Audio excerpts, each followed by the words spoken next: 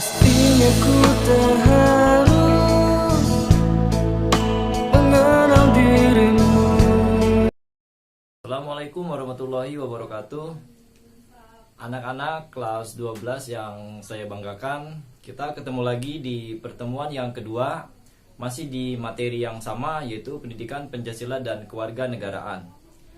Pada pertemuan kali ini, materi yang akan saya bahas yaitu kehidupan bernegara dalam konteks Negara Kesatuan Republik Indonesia.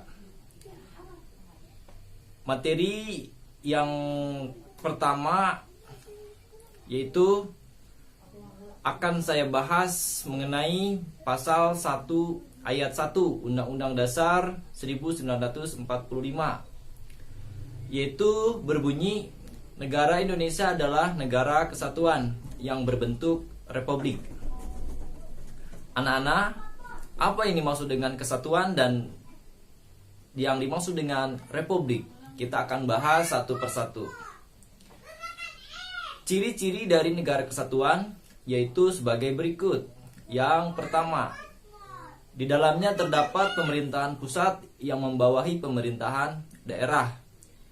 Di Indonesia, pemerintahan pusat dipimpin oleh seorang presiden. Maka akan membawahi bawahannya seperti gubernur, wali kota, dan bupati. Itulah yang disebut dengan pemerintahan daerah. Ciri yang kedua yaitu mempunyai wilayah, penduduk, dan pemerintahan, baik di pusat maupun di daerah. Yang ketiga, mempunyai konstitusi yang tertulis, seperti Undang-Undang Dasar 1945. Itulah konstitusi yang dimiliki oleh Indonesia atau pemerintah pusat. Bagaimana dengan pemerintah daerah? Pemerintah daerah juga mempunyai konstitusi atau undang-undang tersendiri, yaitu yang disebut dengan Perda atau peraturan daerah.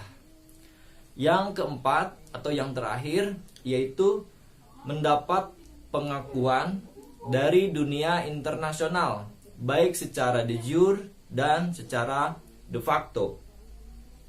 Anak-anak, itulah ciri-ciri dari negara kesatuan. Mari kita bahas tentang pemerintahan republik. Arti dari pemerintahan republik yaitu bentuk pemerintahan dari rakyat, oleh rakyat, dan untuk rakyat.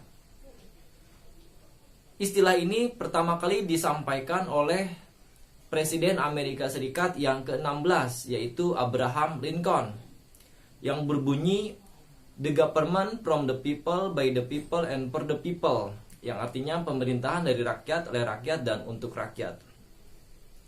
Adapun ciri-ciri dari pemerintahan republik adalah sebagai berikut. Yang pertama, dipimpin oleh seorang presiden. Seperti yang kita ketahui, Indonesia dipimpin oleh seorang presiden. Selain negara Indonesia, ada lagi negara yang berbentuk republik, seperti Amerika Serikat dan Rusia. Mereka juga berbentuk republik. Yang kedua, kepala negara memperoleh kedudukannya berdasarkan pilihan rakyat melalui hasil pemilihan umum. Inilah bedanya negara republik dengan negara monarki.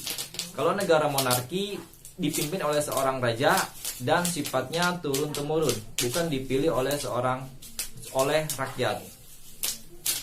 Di Indonesia, pemilihan umum untuk memilih presiden dilaksanakan selama 5 tahun sekali.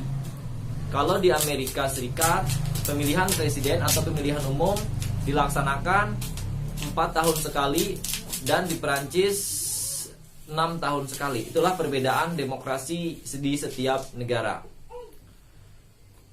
Yang berikutnya, ciri-ciri pokok sistem pemerintahan Republik Indonesia. Yang pertama, presiden bertugas sebagai kepala negara dan kepala pemerintahan. Yang kedua, kekuasaan eksekutif dan legislatif dipilih secara langsung oleh rakyat melalui mekanisme pemilihan umum. yang diadakan 5 tahun sekali. Di sini yang pertama saya akan bahas presiden bertugas sebagai kepala negara dan kepala pemerintahan. Ada di beberapa negara yang kepala negara dan kepala pemerintahannya dipegang oleh 2 orang, seperti presiden dan perdana menteri. Ada di beberapa negara tetangga kita. Mungkin kalian silahkan mencari negara-negara yang menggunakan sistem kepala negara dan kepala pemerintahan dipegang oleh presiden dan perdana menteri. Yang kedua, kekuasaan eksekutif dan legislatif dipilih secara langsung oleh rakyat. Ini sangat jelas sekali. Beberapa tahun kemarin, atau tepatnya tahun 2019, Indonesia sudah melaksanakan pesta demokrasi untuk memilih selain presiden juga memilih anggota legislatif atau anggota DPR. Tugas anggota DPR sama dengan presiden, yaitu 5 tahun sekali. Anak-anak, materi untuk pertemuan yang kedua sudah saya sampaikan. Silahkan kalian pahami, pelajari. Bila perlu kalian tulis untuk bahan pelajaran kalian. Karena kalau mau ulangan kalian tidak perlu melihat video ini lagi. Silakan sampaikan pertanyaan di kolom komentar. Dan mohon maaf, pertanyaan-pertanyaan kemarin belum bisa saya jawab karena belum ada media atau belum ada link untuk menjawab pertanyaan-pertanyaan yang kalian sampaikan.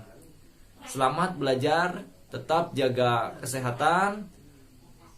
Terima kasih. Assalamualaikum warahmatullahi wabarakatuh.